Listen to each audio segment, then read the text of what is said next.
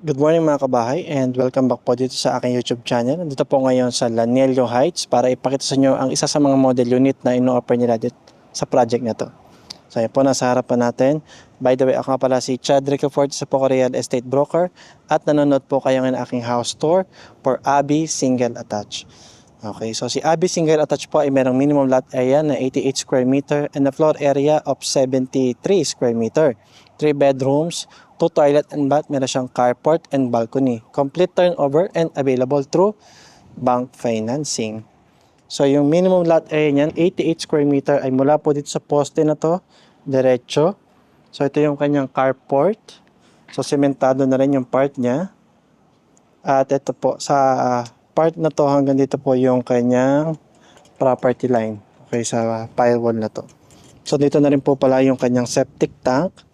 Sa harapan, meron pa po kayong 3.5 meter na setback mula dito sa sidewalk na to hanggang sa pader po ng bahay.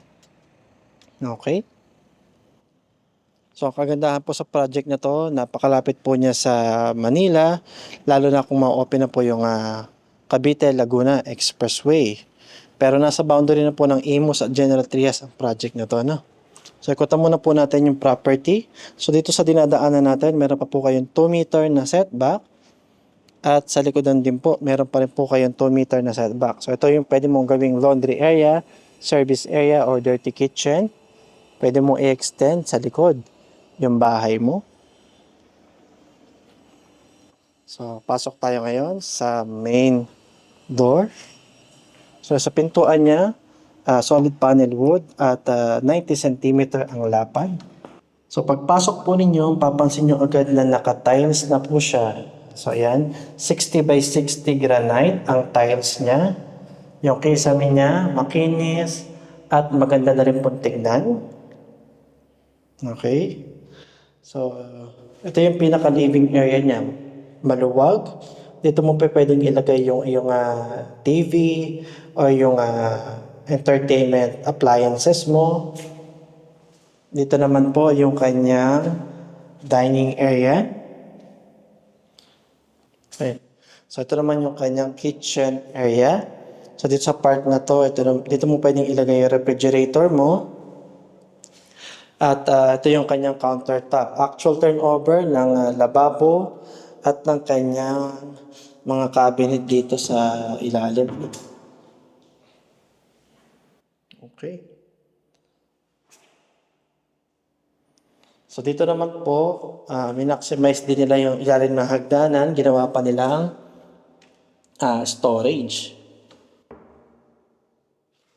At toilet and bath po sa ground floor. So ito yung kanyang actual turnover ng lavatory, toilet, at pintuan po ng kanyang toilet and bath. So maluwag din naman po yung kanyang toilet and bath. 70 cm ang lapad nitong shower area. Pero yung may tiles na part lang po ay itong shower area. No? Hindi pa nga po siya floor to ceiling, pero may abang na po siya or outlet for heater. So, ang kagandahan niya, may mga bintana po yung kanyang mga toilet and bath. So, akit tayo ngayon sa second floor.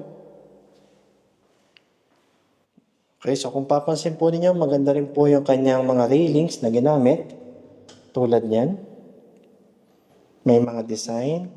So, kahoy itong part na to. Pero ito palang kanyang mga hagdan ay bato.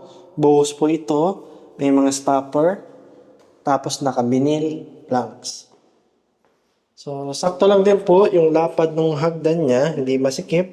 Hindi sobrang luwag.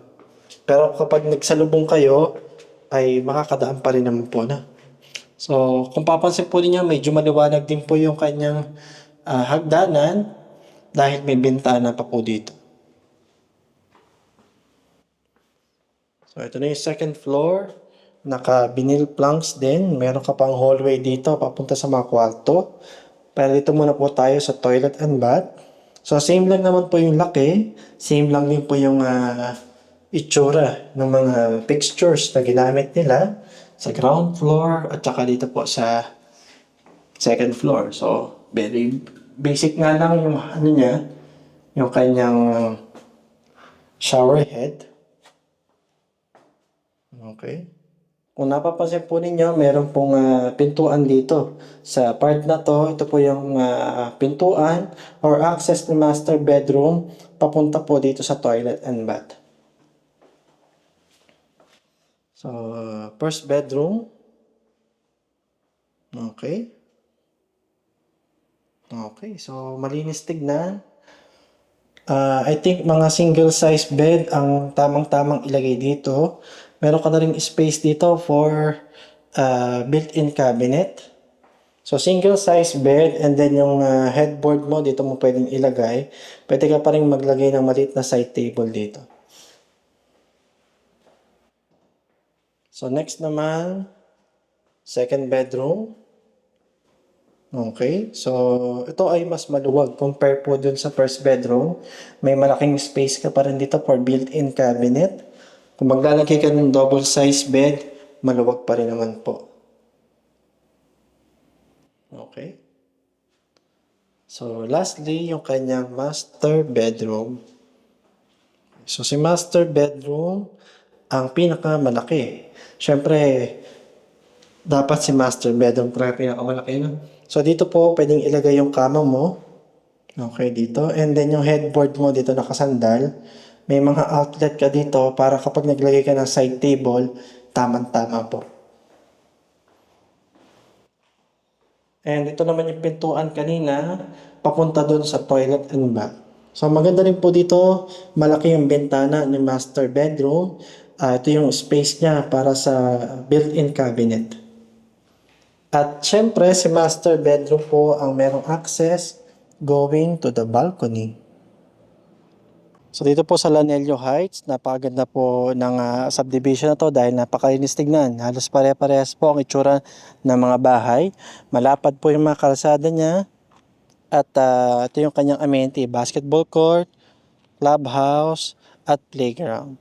At syempre, isa pa sa pinaka-advantage talaga niya, tulad nung nabanggit ko kanina, napakalapit po sa Manila via Cavite Laguna Expressway. So yan o. So ito yung kanyang mga, so iba-iba pala yung yung kulay ng ABI unit. Depende siguro sa block and lot ng pipili po ninyo. So sa computation pala, ito po ipapas ko sa screen ninyo. Nandiyan na po yung total contract price, reservation fee, down payment, monthly amortization at required gross monthly income.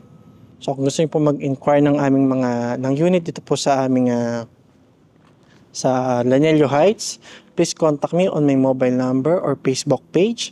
Kung nagustuhan niyo po ang video na to, please paki-share, paki-like at mag-subscribe na rin po kayo dito sa aking YouTube channel para ma-notify kayo pag may mga bago kong videos.